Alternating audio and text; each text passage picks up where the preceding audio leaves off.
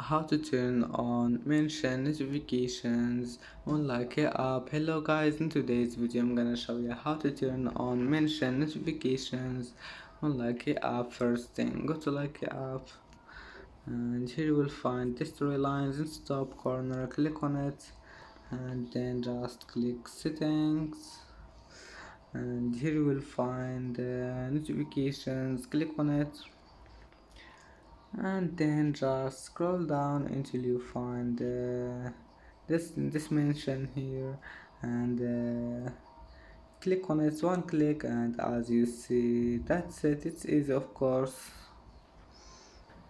And that's it for today's video. If you like this video, please don't forget like and don't forget subscribe, and thank you for watching this video until the end, and see you in the next video.